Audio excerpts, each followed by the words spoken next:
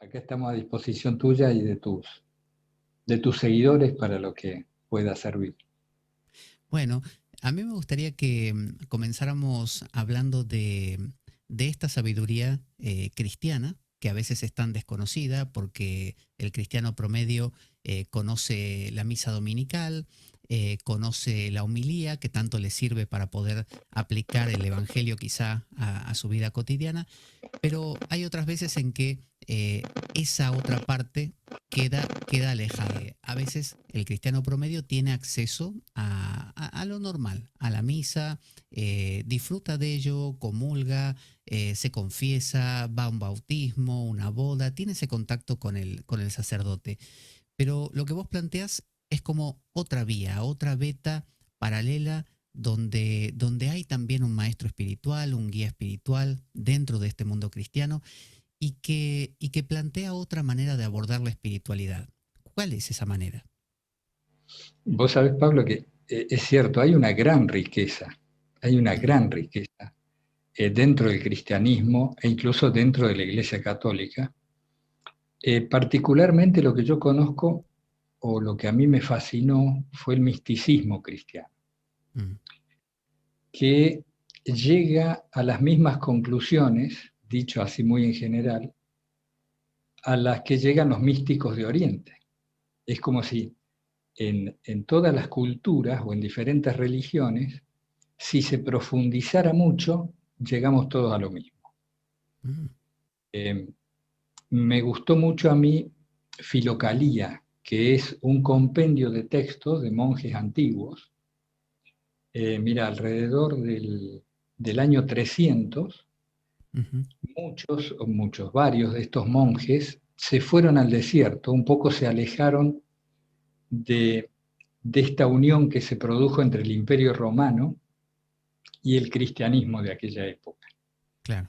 Ellos sintieron una especie de degradación de las costumbres que originalmente tenían los apóstoles y los primeros seguidores de Cristo, entonces se Ujú, alejaron físicamente a los desiertos, particularmente en el Sinaí, en lo que se llamó Nitria, Cetis, en la península del Sinaí también, y se alejaron también por dentro, interiormente.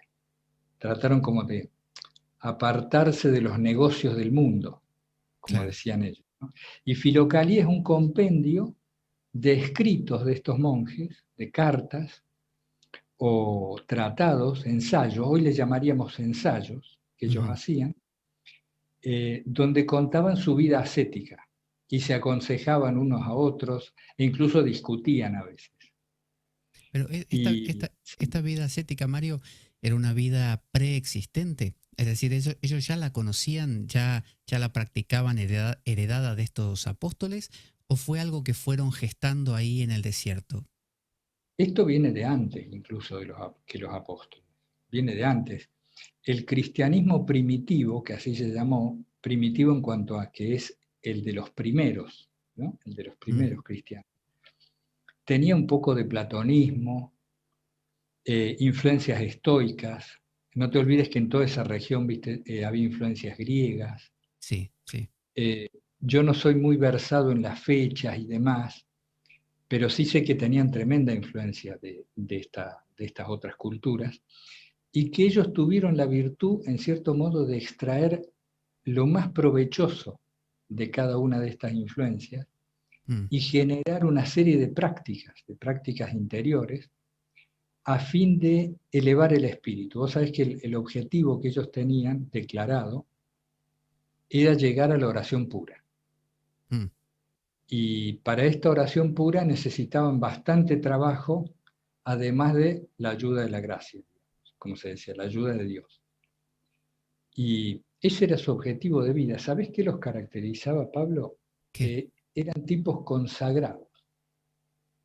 Es decir, no se dedicaban a varias cosas. Toda su vida estaba como, hoy diríamos, polarizada, orientada hacia un solo polo. Y Mario, antes de ir al desierto, los que todavía no habían ido o todavía no se había dado esta situación, ¿también vivían esa espiritualidad de esa manera en casa, digamos? Mirá, Se dice que el primer siglo y medio, un poco está esto reflejado en el libro Los Hechos de los Apóstoles, que está en los Evangelios, en el Nuevo Testamento, perdón. Ujú. Parece que los primeros cristianos vivían una especie de lo que hoy llamaríamos vida monástica, pero laica, es decir, tenían sus familias, tenían sus esposas, sus parejas, pero vivían muy en oración, una vida de oración, vivían en comunidades, eh, también en cierto modo consagrados, lo que pasa que además tenían las otras actividades de la vida cotidiana, tenían que trabajar, tenían que conseguirse el sustento y demás. Y después, poco a poco, parece que esto se fue perdiendo. No, yo no sabría precisarte los años que llevó esta progresiva pérdida. ¿Pérdida de qué, te digo, Pablo? De la experiencia original, Claro. que los cristianos le llamamos el Espíritu Santo, la presencia del Espíritu Santo. Entonces, estas primeras comunidades estaban, por así decir, imbuidas, muy penetradas de este Espíritu. Mm. Tenían ciertos dones, carismas, predicaban, incluso también se producían milagros o curaciones similares a los que producía Jesucristo en estos fieles, estos fieles. ¿Por qué? Porque estaban muy compenetrados de una experiencia interior que al parecer después se fue desdibujando. Y Y, precisamente estos monjes, perdóname, que se sí, fueron al desierto, lo que pretendían era preservar esta claro, experiencia. claro. Se me ocurría preguntar, esa experiencia, esos milagros, ¿los vivían, digamos, reuniéndose en alguna especie de ritual especial? O sea, ¿había algún tipo de misa, de reunión que los convocara? ¿O era una experiencia, digamos, como esto de cierra la puerta de tu cuarto y encuéntrate con el Señor? ¿No? Vos sabés que había de todo, al menos hasta donde llegan mis conocimientos. Es decir, había monjes muy eremitas, lo que se llamaba, vos lo sabés porque has estudiado un montón, por lo que pude chusmear en tus vídeos, Ah, muy poco. estaban los anacoretas, Sí, ¿no? El anacoreta, que era un tipo muy recluido, o también se le decía el recluso, o el eremita, ¿no? Estos eran, digamos que eran de difícil acceso, diríamos hoy. mm, Se pasaban la vida en oración y era muy difícil que orientaran o dieran consejos a alguno porque iban a pedirle, ¿no? Iban a golpearle la puerta de la celda, de la ermita. Después había otros que eran semi-eremitas, es decir, se pasaban casi toda la semana solos en oración, haciendo sus prácticas, y una vez cada, yo no sabría decirte, 7 días, 10 días, 15 días, se reunían en pequeños coloquios de hermanos donde trataban de explicitar lo que les pasaba, ¿no? Sobre todo ellos le llamaban los ataques que sufrían de los logismoi, mm, o demonios del aire, hoy diríamos pensamientos, ¿no? sí, Los sí. ataques. Entonces intercambiaban esta información y por lo general había alguno más sabio que la mayoría, al cual todos miraban como referencia, buscando una guía. Ujú, El Abá, claro. que le llamaban el padre. Esto era los semi-eremitas. Después, bueno, yo he leído que había ceremonias periódicas, pero te diría que eran bastante esquivos ellos a las ceremonias, a los rituales, eh, lo que hoy llamaríamos a ir a misa. Claro, claro. Incluso no te olvides que al principio no estaba bien visto ir a misa seguido. Comulgar, comulgar no era algo que se podía hacer. Por ejemplo, ahora si vos vas a misa todos los días, antes del COVID, digo, Sí, si vas a misa vos podés comulgar todos los días.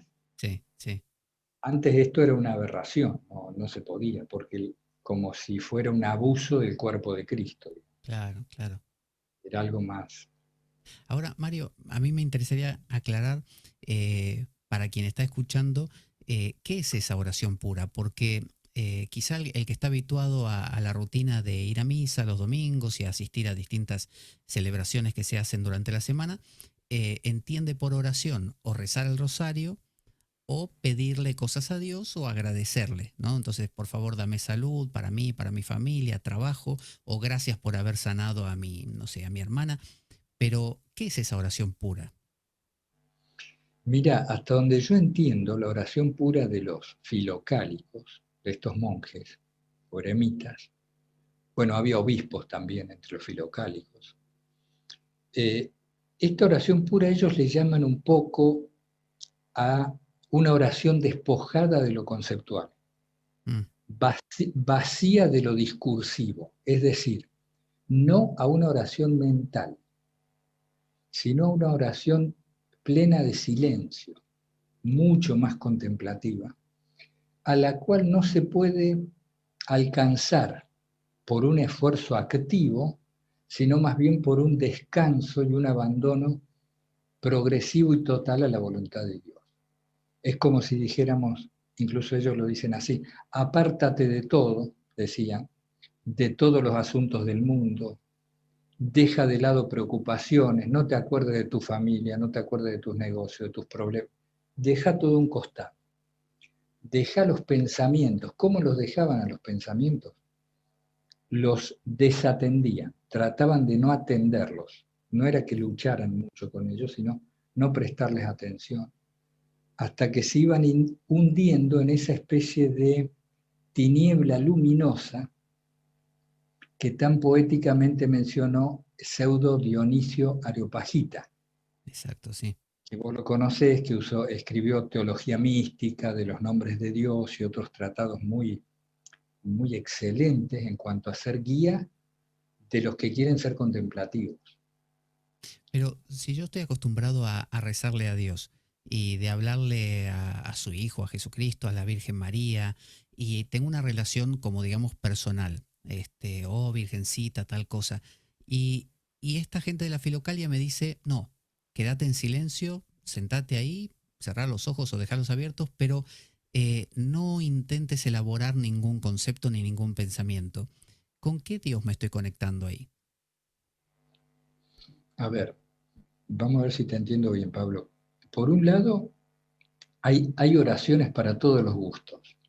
Y Ujú, lo digo en el buen sentido, es decir, de acuerdo al momento espiritual que cada persona atraviesa, a la parte del camino en que uno se encuentra, y te digo por experiencia personal, yo he tenido momentos de mi vida donde rezaba en forma totalmente discursiva, a veces lo sigo haciendo, sobre todo en estados de necesidad, cuando te sentís muy mal o muy oprimido por algo.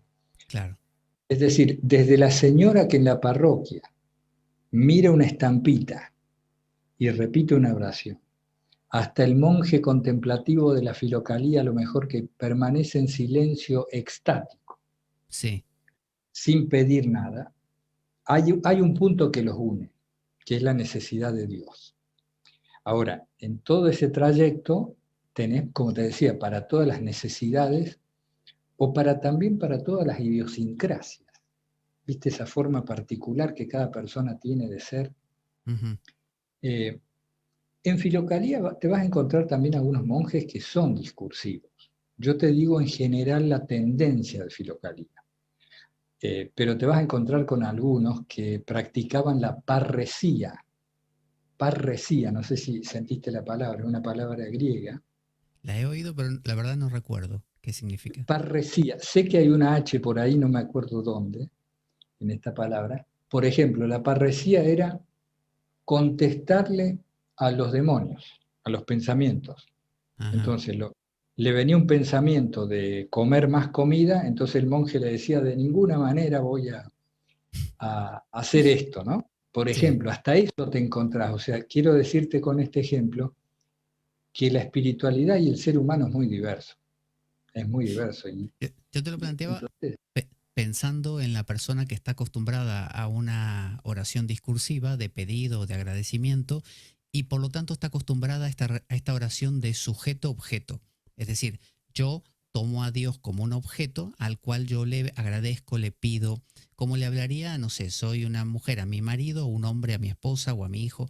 Eh, sí, pero si en la filocalia se propone dejar eso de lado, ¿no? En general, aunque haya algunos que sí son así más dialécticos, y entrar en un silencio.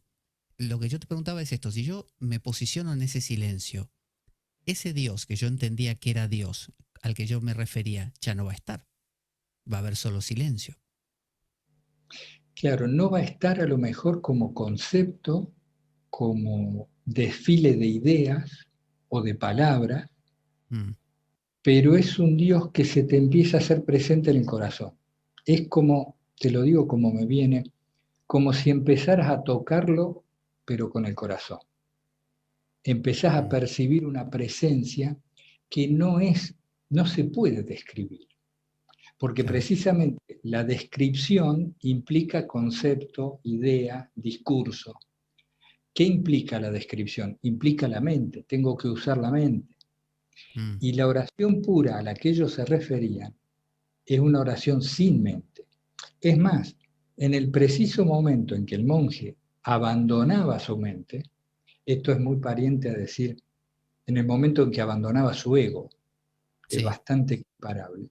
En sí. ese momento entraba en ese silencio profundo, en el fondo del alma, diría el maestro Eckhart tiempo después, Ujú. que es un fondo donde nada se puede decir. Por supuesto te hablo de esto por mis lecturas, no por experiencia de esa oración pura, ¿eh? Que uno la ambiciona, pero no quiere decir que haya llegado ahí. Y entonces, ¿cuál sería la diferencia entre una persona que vive una vida habitual y no se preocupa por realmente acceder a ese Dios del silencio, que implica un no hacer, y el que realmente es el monje que se retira a su interior, al fondo de su alma, y no hace? No hace en el sentido de que se des- desapega de sus pensamientos. ¿No habría una sensación de una especie de no estoy haciendo nada? Ah, vos decís en el que ha llegado. Lo que pasa es que esto es una vocación. Vos fíjate que en el cristianismo hay muchos carismas diferentes, es decir, formas de espiritualidad diferentes y vocaciones. ¿Qué es la vocación? Es aquello a lo que te sentís llamado, Claro. que por lo general coincide, por lo general, con lo que se te da bien. Ujú. Por ejemplo, vos con tus vídeos, tu programa, vos seguramente te sentís a gusto haciéndolo Sí, y se te da bien, ¿no? En general, se da bien lo que a uno le esperemos que sí. gusta. Habrá que ver qué dicen tus seguidores. Pero entonces, eh, el que se sentía llamado a este silencio ya de algún modo lo pregustaba interiormente. Mm, No, no se sentía llamado, por ejemplo, vos viste la espiritualidad ignaciana sí, de San sí. Ignacio de Loyola. Ellos, por ejemplo, tienen un carisma que se llama activo y contemplativo. San Ignacio decía, contemplar en la acción, ¿no? Son tipos muy activos que cuando podían se iban a un cierto estado de silencio. Te doy un ejemplo por ejemplificar un poco, pero es un llamado. Entonces, el que se sentía llamado al silencio iba siendo guiado hacia eso. Y otros, en toda su vida ni se les ocurría esto de la oración pura. Se sentían muy a pleno, a lo mejor en una oración discursiva. Y Y la está muy oración bien. y la oración discursiva, entonces, comparada con la oración del silencio, ¿no te dejaba un poquito más lejos de ese Dios? Por más que fuera un llamado. Yo creo, vos sabes que yo creo que no, porque, mira, yo he llegado a sentirme muy cerca de Dios o en situación de intimidad con esa presencia, con esa calidez del corazón, recitando los salmos, por ejemplo, Mm, ¿no? En un monasterio junto con otros monjes o a veces en soledad. Si vos te metés en la oración discursiva y la seguís con tus sentimientos, es bastante pariente, te lleva a un estado en el cual te olvidás de vos mismo. No diría totalmente, no me atrevo a compararla con la oración de silencio o la tiniebla luminosa, pero si tuviera que sintetizar, Pablo, toda oración que hagas entregándote de veras te mm. lleva en cierto modo a un lugar de silencio. Bien, bien. O sea que si hay un llamado, un vocare, eh, hacia este tipo de oración, entonces uno sentirá que este es su camino y empezará a transitarlo. Y Claro. cuando uno se acerca a esta oración del silencio y empieza a, digamos, a aprender, a informarse, ¿qué es lo primero que hace? ¿Cómo, digamos, practica, cómo la pone en concreto esta oración? Vos sabés que es una muy buena pregunta. Conversamos siempre con algunos amigos del blog, lectores, sobre estos temas. Uno se da cuenta que está llamado a este tipo de oración, en principio porque se empieza a gastar todo el dinero posible en libros relativos al tema. Sí, Uno sí. empieza a fundirse, ¿no? Y, y a sentir, incluso así lo dicen algunos monjes contando su propia experiencia, uno empieza a sentir una especie de fruición, de delicia, de gula, si querés, cada vez que se entera de que hay un libro que habla del silencio, de la contemplación. Mm, Incluso así lo dice La nube del no saber, sí. que vos conocés, dice esto, ¿no? Que uno al principio empieza a guiarse hacia esto por una especie de olfato del alma, ¿no? De afición del alma. Y bueno, uno descubre a través de estas enseñanzas que va leyendo, o a lo mejor consultando a alguien que sabe más, uno descubre que el problema para ir al silencio son las pasiones. Ujú. En otros términos, son los ruidos del cuerpo. Es como si el cuerpo fuera una masa ruidosa de apetitos. Sí. Y dejando de lado si son legítimos, ilegítimos, bien vistos o mal vistos, te estoy hablando de ruidos en cuanto a maquinaria que constantemente está reclamando cosas, ¿no? Ujú. Qué comer, qué tomar, qué dormir, qué descansar, qué bañarse, apetitos, bueno, de la sexualidad que nos impulsan a salir al mundo en busca de saciar ese apetito, Ujú. apetito de reconocimiento, lo que los monjes le llamaban la gloria, el deseo de gloria entre los hombres o el orgullo espiritual, el afán de dinero que te permite comprar cualquier placer. Bueno, Claro. no te estoy hablando de algo que desconozcamos, ¿no? Todos lo conocemos de sobra esto.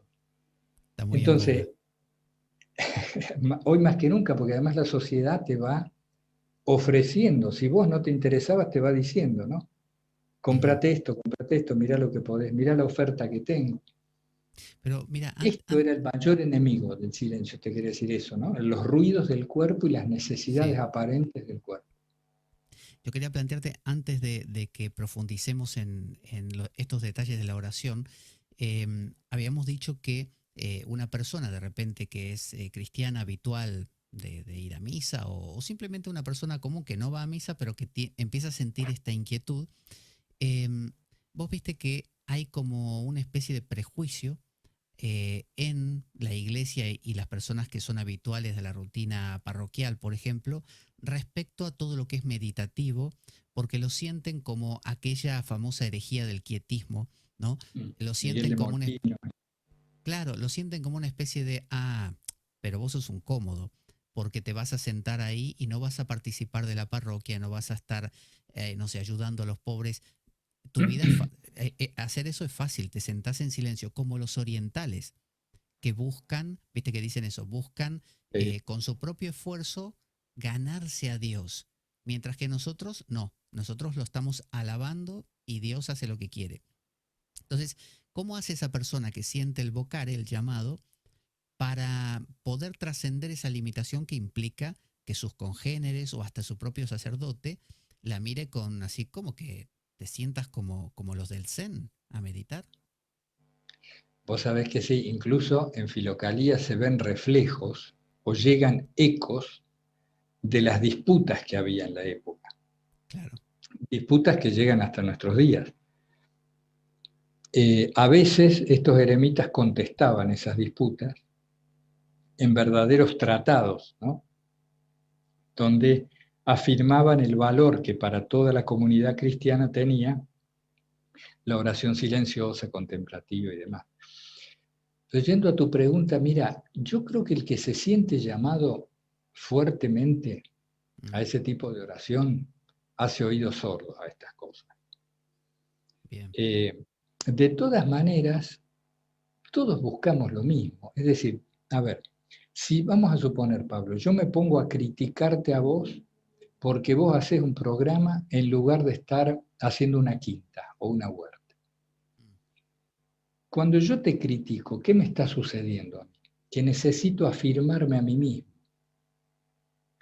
Entonces, cuando uno comprende que una crítica o una discusión donde se pretende llevar la razón, en realidad esa otra persona está buscando compensar su inseguridad, afirmarse, sentirse más cómodo, esto te aliviana la crítica y uno puede no ser condescendiente, pero podés como decir, bueno, la acepto, la dejo pasar.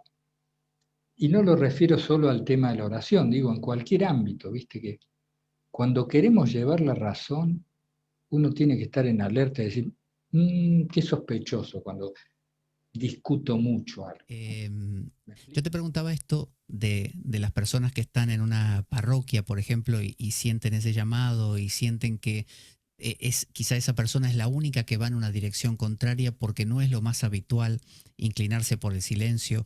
Entonces, me pregunto si dentro de la propia iglesia hay, digamos, una reivindicación de este camino, si la iglesia misma dice sí, lo validamos, o si es algo que, no sé, vos has rescatado como diciendo, bueno, eso era de los primeros tiempos, pero hoy en día la iglesia poco interés le presta.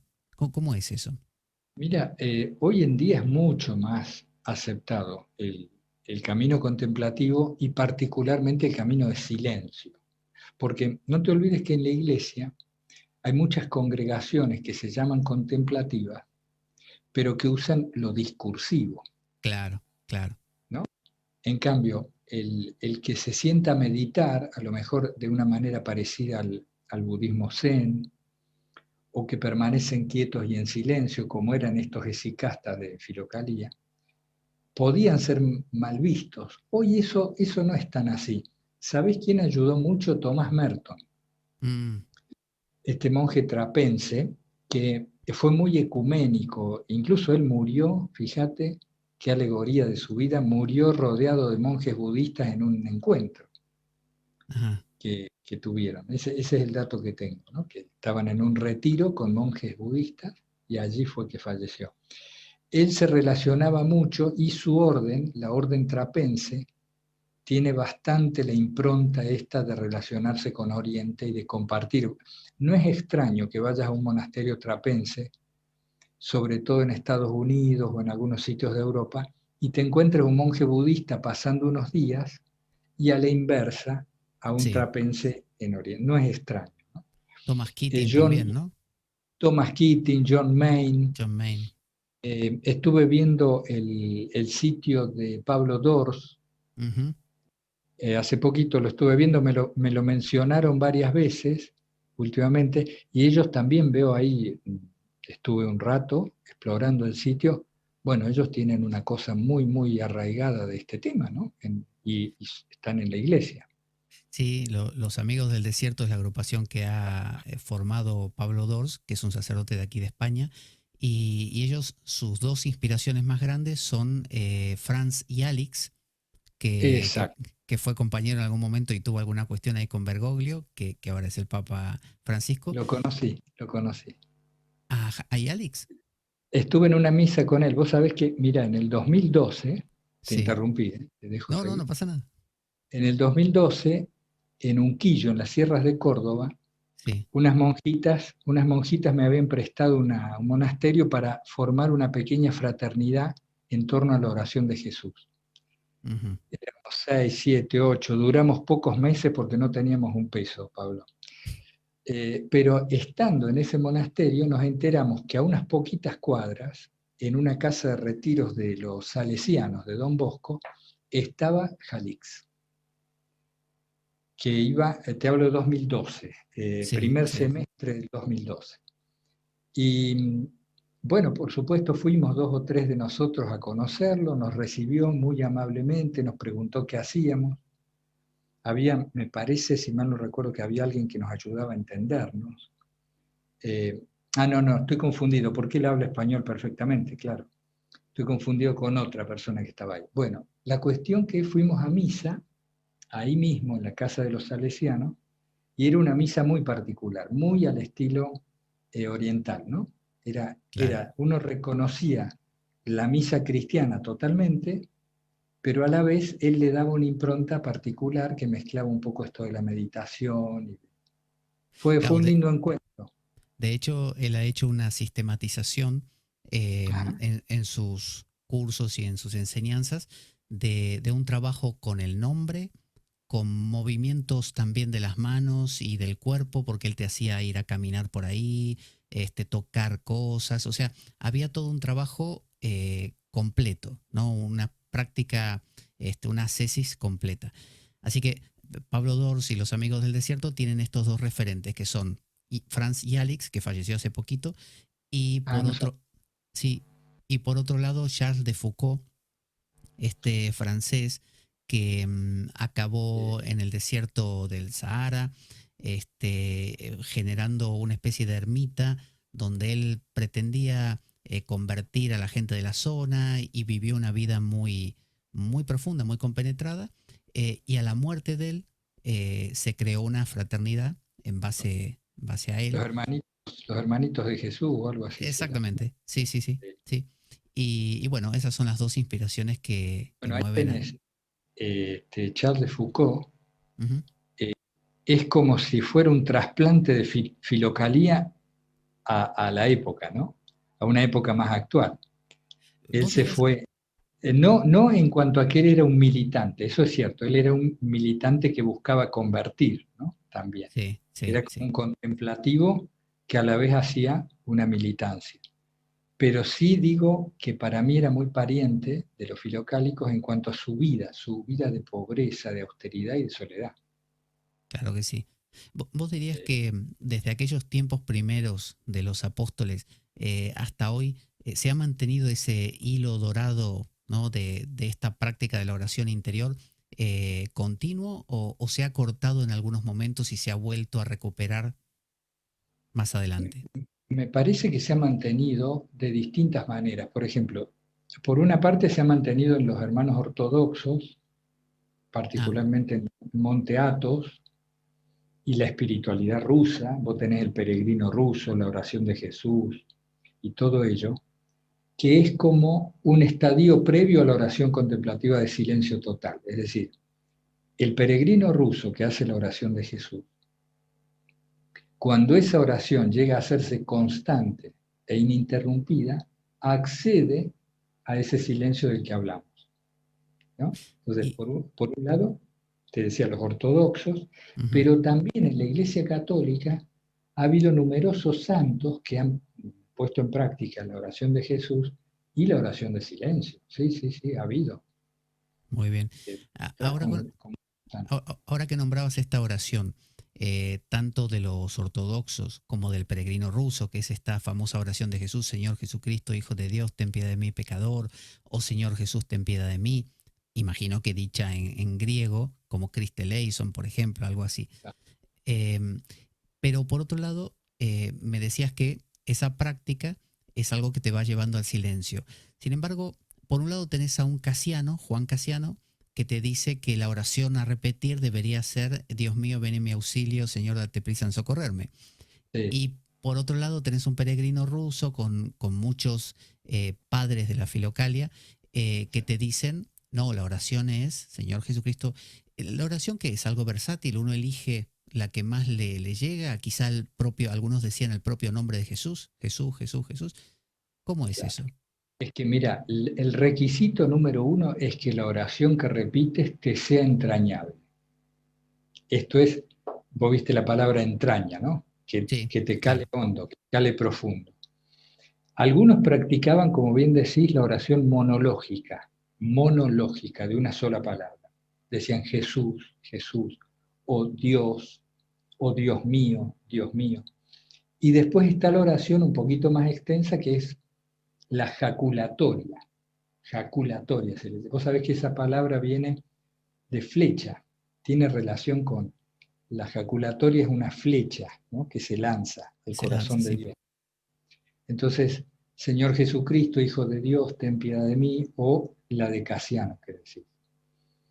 Fíjate que en su sentido más etimológico, misericordia quiere decir acercarse al corazón mísero.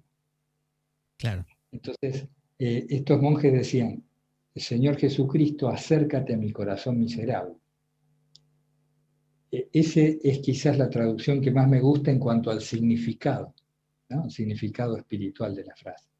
Sí, porque mucha gente, esa oración en particular, la del Señor Jesucristo, ten piedad de mí, hasta ahí va bien, hasta que llega la frase pecador.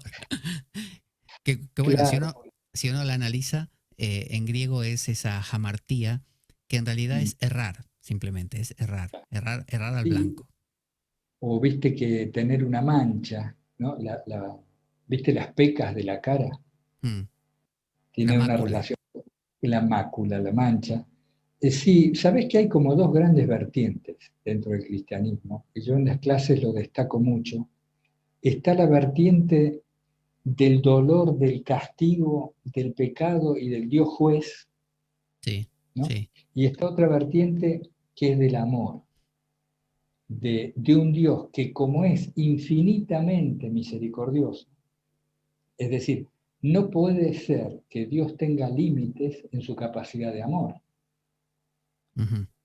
porque sería decir que es finito, que Dios tiene un límite.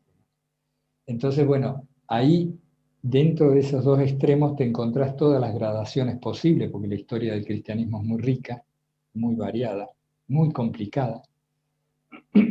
Y yo, por supuesto, en las clases, y eso adhiero más a esta última, ¿no? La de un Dios que se acerca al corazón del hombre, ¿por qué? Porque vive en el corazón del hombre. Claro. En Entonces, realidad, perdona, no, no, era para volver a esto que habíamos planteado de los logismoi. Vos me decías que mediante el santo nombre, que justamente es el nombre de tu blog, que luego invitaremos a todos a acercarse, que es donde Mario justamente desarrolla su enseñanza y su interpretación tan rica de toda esta tradición, como estamos viendo. Vos decías que el santo nombre es algo que uno lo repite hasta que se hace tan continuo que te lleva al silencio. O sea que me daba la sensación como que el santo nombre, tal como lo plantea también Casiano, es una especie de quitar los logismoi y sustituirlos por el santo nombre. Pero me decías que cuando ese santo nombre sustituyó a todos los pensamientos, quitamos también el santo nombre y queda el silencio. ¿Es así? claro, tal cual. Es decir, ¿viste la palabra ecágrata? Lo que es Sí, en la en India. griego, que es una concentración. Decime si la entiendo bien porque no estoy seguro. Unidireccionalidad, sí.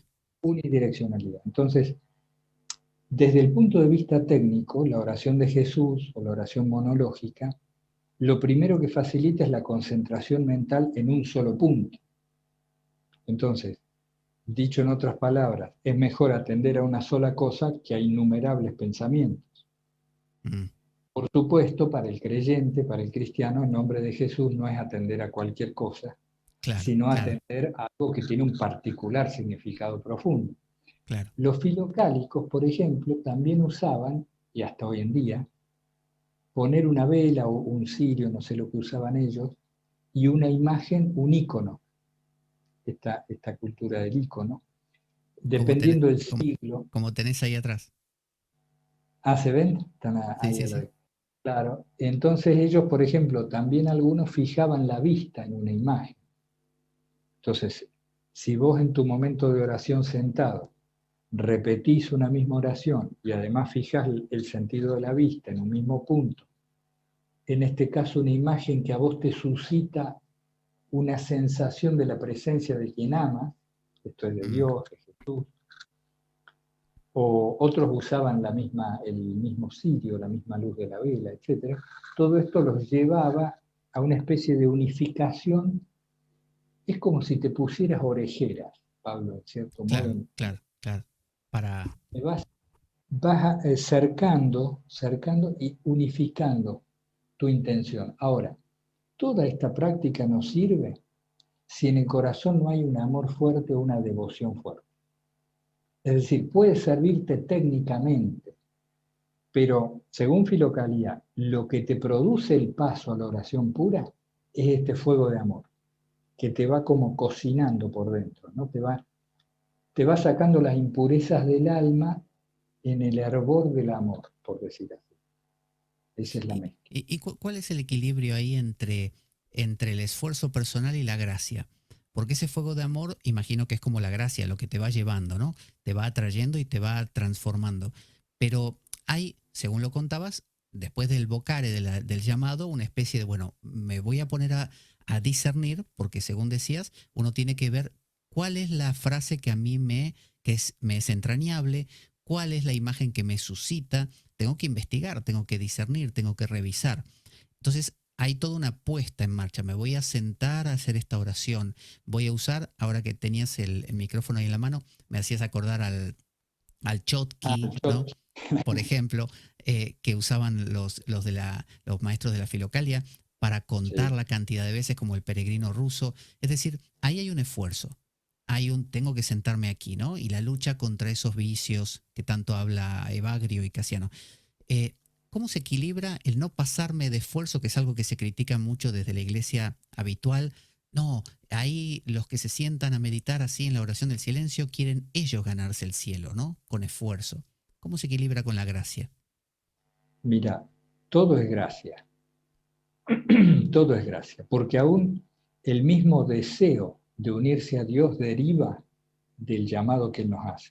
Es decir, Bien, bien, es Dios el que nos llama, nos agarra y nos lleva. bien. Ahora, ¿qué pasa? Nosotros todavía nos sentimos separados de Él. Mm, Esta es la realidad, digamos. Yo me siento un individuo que le reza a un Dios. En ese sentido me siento separado. sí, Mientras me sienta separado, tengo que aplicar lo mejor de mis fuerzas. Mira, vuelvo a caer con San Ignacio, ¿no? A mencionar a San Ignacio. Él decía, que uno debe actuar o debe obrar como si todo dependiera de uno, pero debe orar como si todo dependiera de Dios. muy bueno. Y otros santos usan frases similares, es decir, vos tenés que comportarte como si estuvieras solo y tu voluntad es la que te va a llevar a Dios. Pero no te olvides que es Él el que te lleva, ¿no? Esta mezcla. Y no es sencillo, pero bueno, a mí esa frase me ayuda mucho a tener en cuenta. Está muy bien, está muy bien. Entonces, digamos que yo siento ese evocar, ese llamado, empiezo a discernir, empiezo a buscar mi frase, mi oración, el icono que me suscita.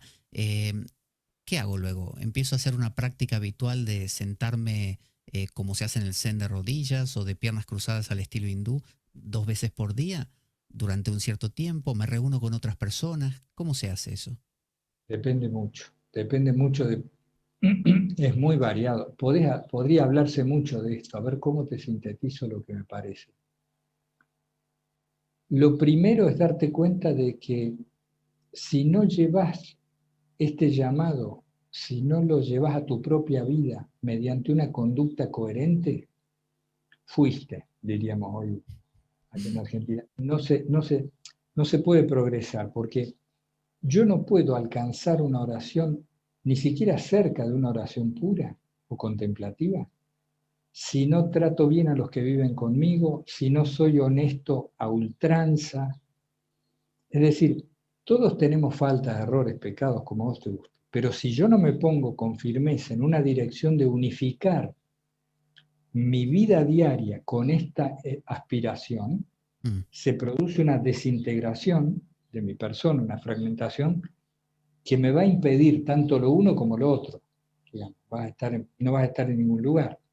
O Entonces, sea, tiene que haber una ética, un comportamiento diario. sí, la filocalía insiste mucho en eso, la coherencia de vida, que por supuesto lleva tiempo hasta hacerse coherente.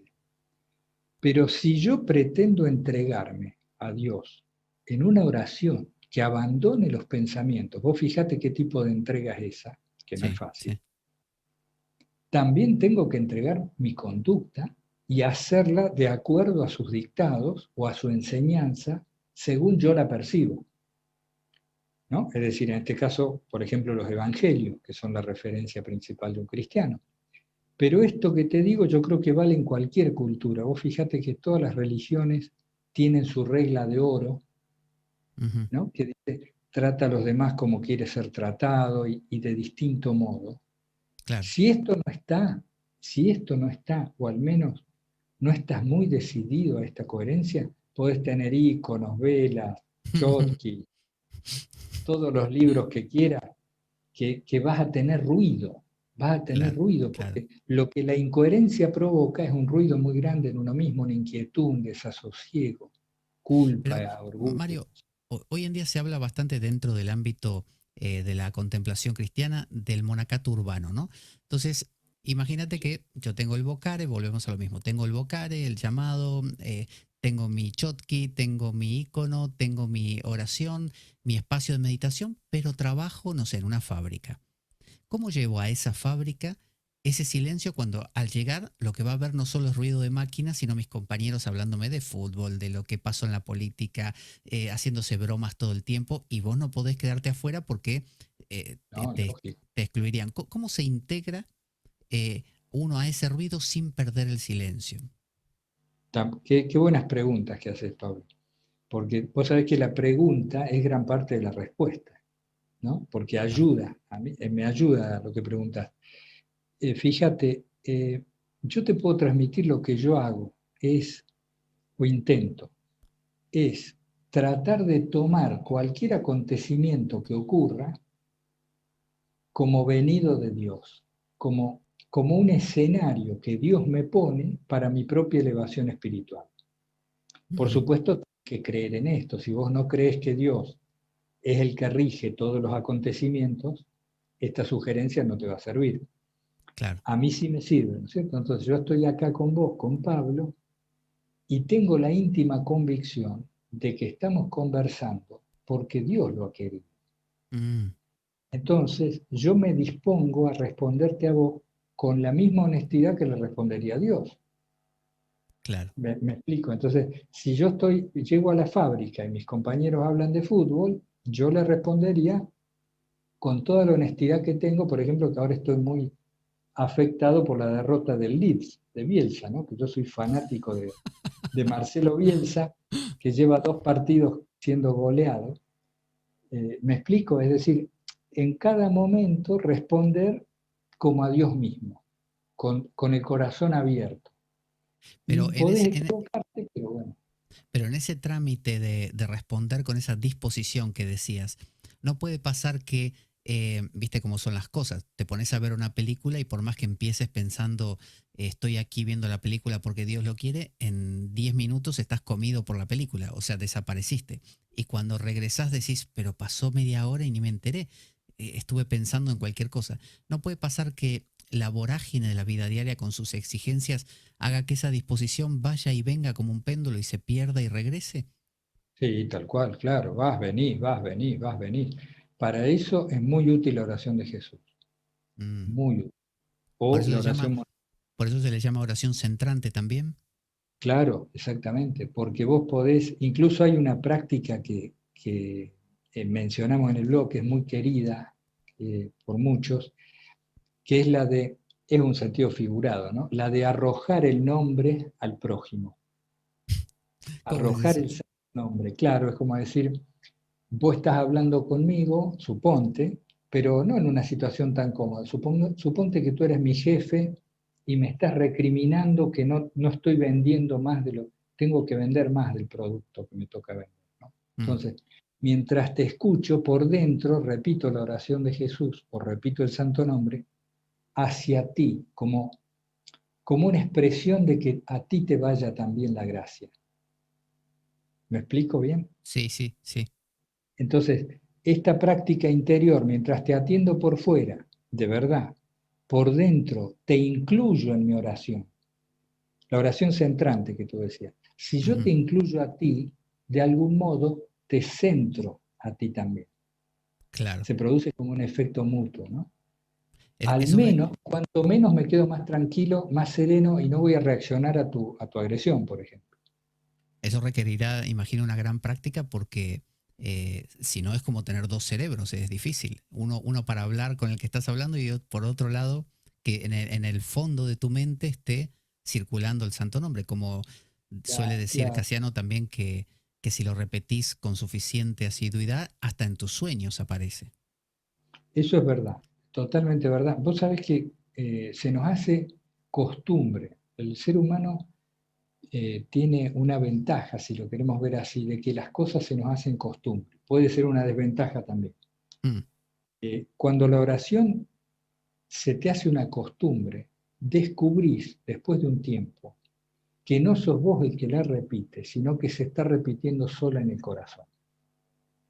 Esto es algo que los filocálicos mencionan, que yo no creí que fuera posible, la verdad, y después te sorprendés de vez en cuando en esa situación, y otros hermanos del blog me lo han comentado. Quiero decirte, uno se da cuenta que es verdad eso que dicen que es el Espíritu Santo el que ora en nosotros y no nosotros los que oramos, claro, ¿no? claro. Es un modo de traducirlo. Entonces, se produce esa división de la atención que vos bien decías recién, donde yo puedo estar realmente en el ahora, en el presente, conversando contigo y al mismo tiempo se escucha como una música interior que es esa oración del corazón. Ujú. Muy bueno, muy bueno. Y, por ejemplo, para dar un ejemplo concreto, en tu vida diaria, ¿vos diariamente te sentás a meditar o a contemplar, no sé, 2 veces por día? ¿Cuánto tiempo lo haces? ¿Contemplás media hora, 1 hora, 2 horas? ¿Cómo es Mira, lo habitual? eso varía bastante, depende del periodo de mi vida, ¿no? Que preguntes. Hoy ha sido muy variado. Hoy en día, Pablo, lo que más mi práctica, si decís de alguna manera, es esto que te refería recién de cierto emplazamiento ante los acontecimientos, ¿no?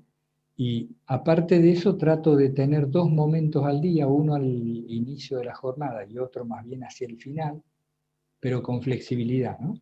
Si, no, Sí, si las sí. actividades no lo permiten, donde trato, lo primero, de dejar quieto el cuerpo, lo primero. Si eso va bien, Hmm, trato de emplazarme como el testigo de los pensamientos que pasan, de los pajaritos que escucho, de los autos que pasan. Me emplazo en esta posición de observador de los fenómenos que van pasando.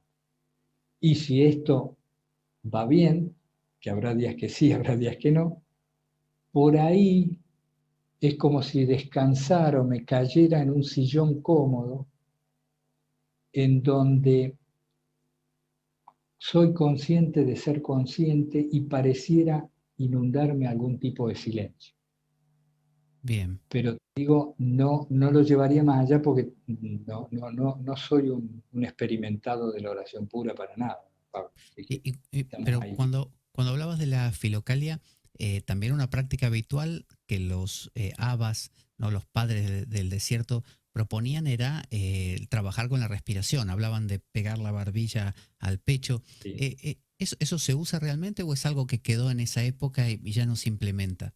No, yo creo que muchos lo usan. Yo me olvidé decirte, yo lo uso los primeros momentos, los primeros minutitos, Ah, porque vos viste que hay una relación directa entre respiración y funcionamiento de la mente.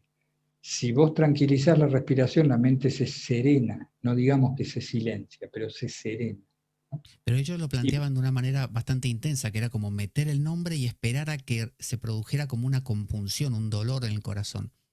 tenés, bueno, por eso te digo, Filocalía son bastantes monjes y tienen métodos diferentes.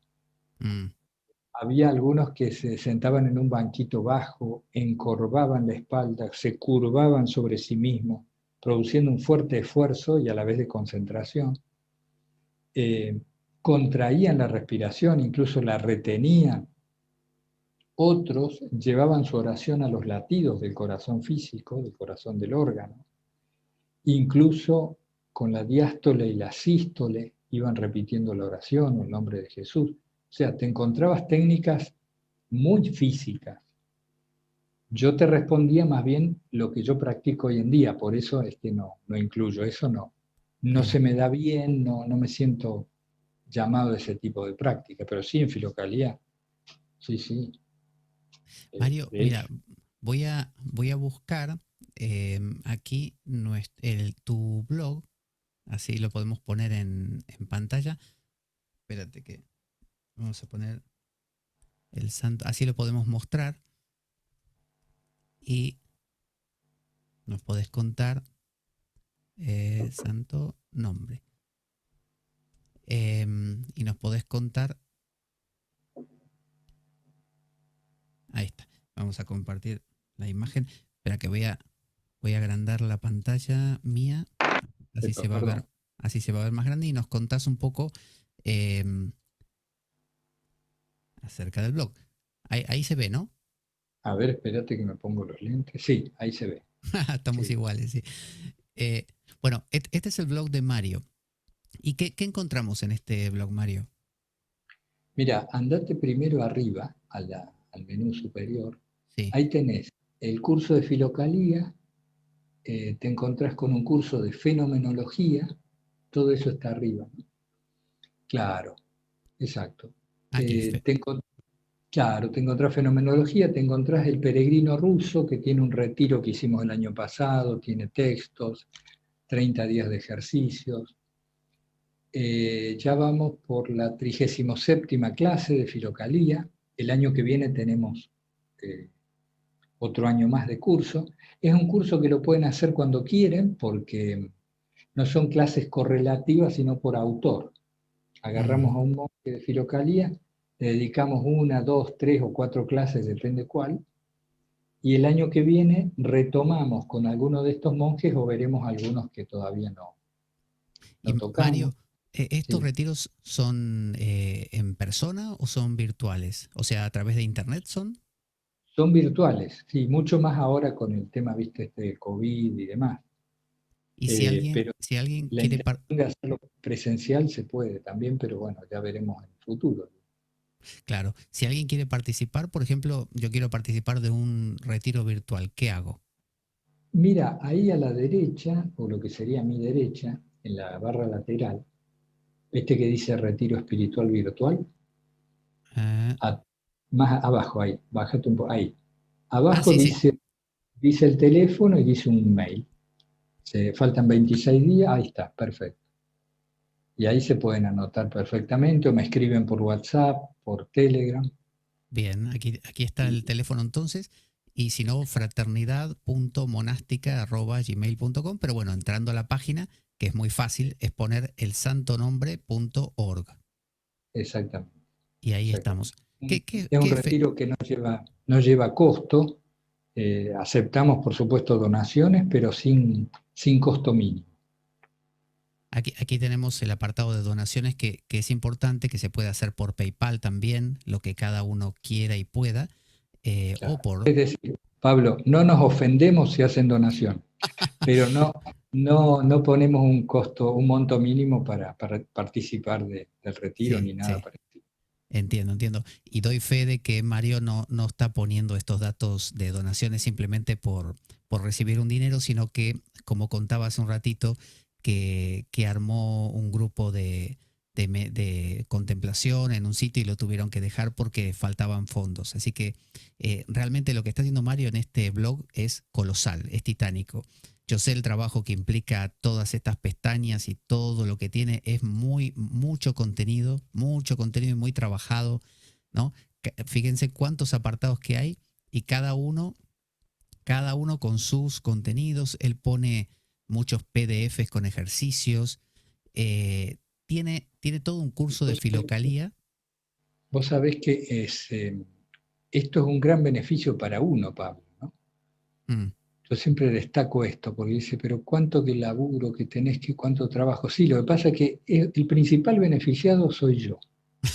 Y te esto no entiendo. te lo digo como viste, se hace el humilde, se hace... No, no, te digo la verdad. Porque cuando vos te pones a preparar una clase, vos lo sabés porque he visto algunos de tus videos, te tenés que interiorizar de eso que vas a transmitir. Claro que sí, claro que Y sí. al interiorizarte de eso, de algún modo, si tenés la intención, algo se te va incorporando. No será mucho, pero algunos de los beneficios se te van quedando, ¿no? Así que yo estoy muy agradecido te diría Sí, de haberme sentido llamado a hacer esto. eso lo entendemos, lo entendemos. Y yo lo entiendo también desde mi función de desarrollar mi podcast y todo eso, que a mí me pasa lo mismo. Pero como también hago esto, yo sé que para cada pequeño detalle que a veces no se ve, hace falta a veces esa colaboración, ese apoyo, aunque sea pequeñito, de esa donación que permite luego, no sé, un micrófono, mejorar, no sé, una tarjeta de memoria para la cámara o con lo que se esté grabando. Son tonterías, pero todo suma. O un libro que tenés que comprar para poder tener esa base de estos padres del desierto. Así que tenemos eh, textos para descargar. Te decía, lo del curso de Filocalía, sé que hay que, cuando uno quiere entrar, tiene que pedirte aquí para informes y vos das un permiso con una clave Claro, para... digamos, clave. La clave tiene más que ver con que los comentarios tengan cierta intimidad. No porque se hablen cosas demasiado personales, pero es como un pequeño ámbito de comentarios en torno a lo que se va viendo en las clases. Bien, bien. Tienen muchos videos, Mario, sobre la filocalia y también esto, ¿qué fenomenología para quien no lo sepa? Bueno, fenomenología surgió el interés de este curso a partir de Filocalía. ¿Qué pasaba? Dando las clases de Filocalía me encontraba, Pablo, que estos monjes Mm. son unos psicólogos bárbaros, extraordinarios, Sí, extraordinarios. Unos tipos que se atendían a sí mismos y veían los movimientos del pensamiento. Y entonces yo me daba cuenta que ellos advertían mecanismos psicológicos que, bueno, Husserl, Heidegger y otros mm, vinieron también a descubrir y a transmitir en lo que hoy se conoce como la fenomenología. sí, sí, sí. Entonces, yo en el curso de fenomenología te diría que me dedico más a tratar de desentrañar y deconstruir los mecanismos que nos esclavizan en un lenguaje no religioso, Ujú. tratando de hacer epogé, ¿no? De poner Sí, entre paréntesis, como les digo a los mismos alumnos, poner entre paréntesis nuestras creencias religiosas y ponernos más científicos, por así decir, en cuanto a la observación de los mecanismos que nos esclavizan. Porque al final, Pablo, te das cuenta que la mayor parte de las actividades humanas resultan de reflejos condicionados. Entonces, a veces creemos estar decidiendo algo o creemos que estamos haciendo un bien a otro cuando en realidad lo estamos haciendo porque es un bien para nosotros. claro, claro. O viste todo lo que implica, ¿no? El descubrimiento. Sí, sí. Filocalía extraordinaria, te lleva a la fenomenología. Es como un escrutinio minucioso del funcionamiento de la gran maquinaria de la mente. Yo que he escuchado y he visto los videos de Mario sobre fenomenología, sé que lo que hace es eso, va analizando por qué pensamos de esa manera, por qué aparece ese pensamiento, cuál es nuestra tendencia, cómo podemos corregirlo. Y Te Mario, tiene que gustar, ¿eh? Si no te aburrís, te tiene que gustar la a mí fenomenología. a mí me gusta y mucho. Sí, sí, Estos libros que tenemos aquí, que son de tu maestro, de tu sí, maestro espiritual, también cristiano y también practicante de esta oración del silencio, llamado el hermano Esteban de Maús. sí. Y sé que has publicado estos tres libros y que tenés ahí uno en el tintero, un cuarto, de las conversaciones que has tenido con él. Es así, ¿no? Claro, es decir, yo los redacto o les doy, si querés, forma literaria a las enseñanzas que incorporé a partir de su cercanía. Bien. Por ejemplo, si alguien quiere acceder, podemos hacer aquí, lo tenemos en Amazon. Si los tenés ahí. Sí, Ujú. Aquí está, por sí. ejemplo, Gracias a cada... Andrés que es el que los carga a Amazon y demás. Sí. Bien, perfecto.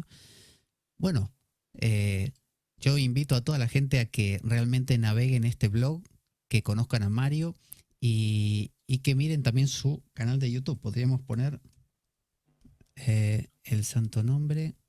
En YouTube se llama Ah, también así, ¿no?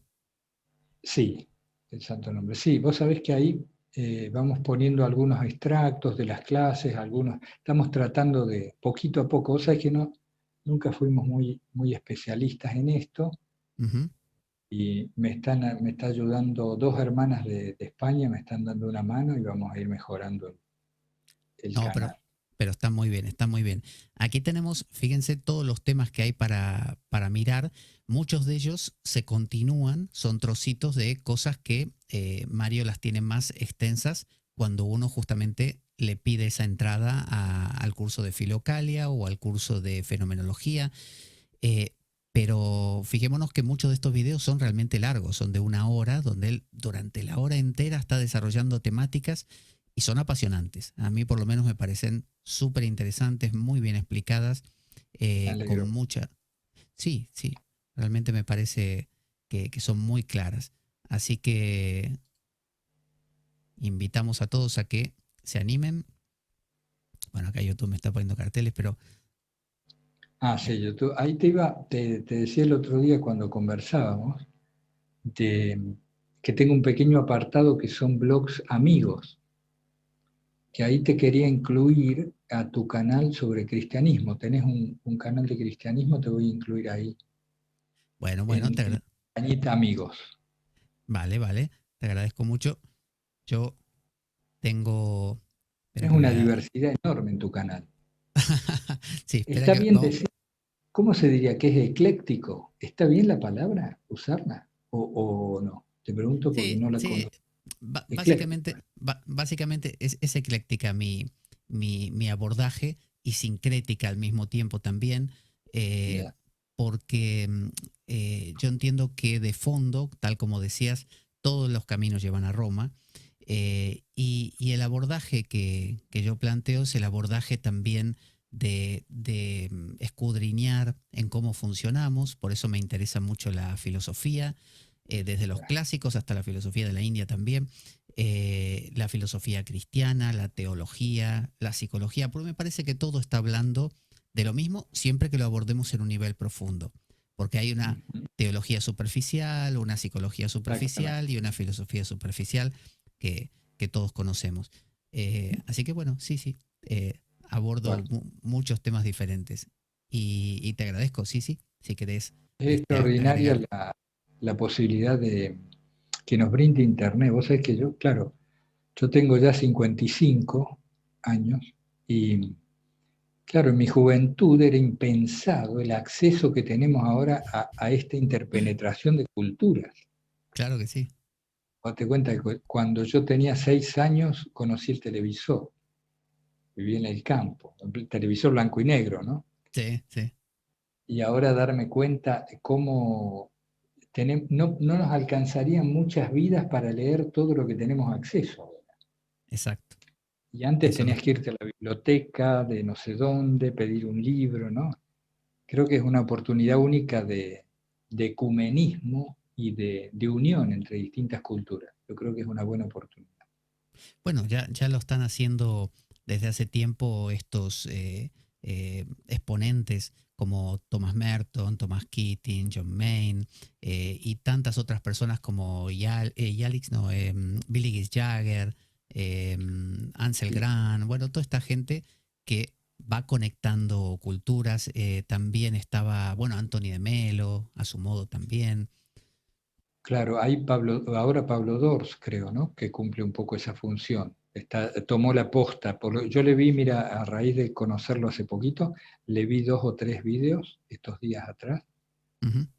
Yo que de algún modo tomó la posta esta Sí, porque es masivo, es un divulgador del silencio, pareciera, ¿no? Lo que lo voy conociendo. es un divulgador del silencio, lo hace muy bien, tiene una Sí, manera de expresar las cosas muy concreta, muy puntual, muy concisa, que él en 4 ítems le entendés todo el planteamiento, que eso es una virtud. A veces nosotros los argentinos somos de hablar mucho. este, y, y sí, la propuesta del, así se llaman Amigos del Desierto, tienen ahora cada vez más sedes en distintas partes del mundo. Él viaja a veces a Latinoamérica, México, Argentina, para hacer nuevas así fundaciones de grupos de amigos y a su vez bueno, se conectan, como bien decías, por internet ahora. y continuamente están haciendo actividades y cada grupo tiene su coordinador que siguiendo ese lineamiento asiste a las personas que vienen a hacer sus prácticas.